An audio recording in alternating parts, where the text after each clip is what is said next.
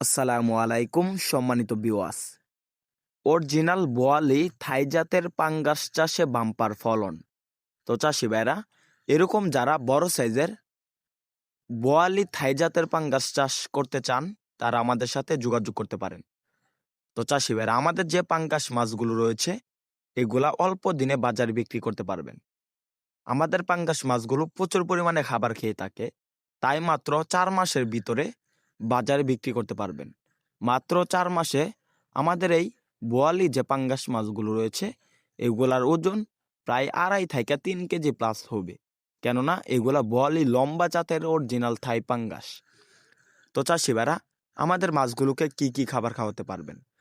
আমাদের যে বোয়ালি পাঙ্গাসগুলো রয়েছে এগুলাকে হাতে বানানো যে কোনো খাবার খাওয়াতে পারবেন, যেমন কুড়া, বসি, খোল বা ভাত, মোটা চালের ভাত, এগুলার মিশ্রণে আপনারা যে কোনো ভাবে খাবার বানিয়ে খাওয়াতে পারবেন।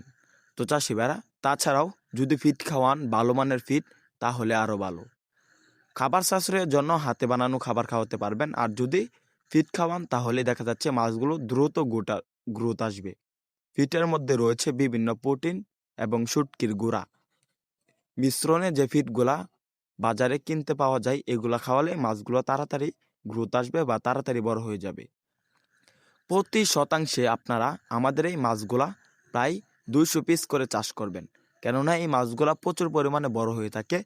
বেশি মাছ চাষ করলে মাছগুলা জায়গা পাবে না পুকুরে এবং তাড়াতাড়ি বড় হবে না।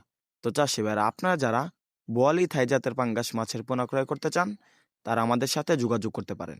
আমরা কিন্তু সারা বাংলাদেশে পাইকারি এবং ফ্রি হোম ডেলিভারিতে বোয়ালি থাই জাতের পাঙ্গাস ছাড়াও নানা জাতের মাছের পোনা বিক্রি করে থাকি।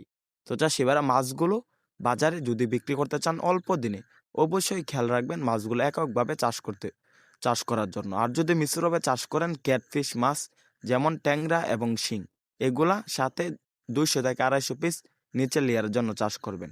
ভিডিওটি ভালো লাগলে চ্যানেলটি সাবস্ক্রাইব করে আমাদের পাশে থাকুন। ধন্যবাদ।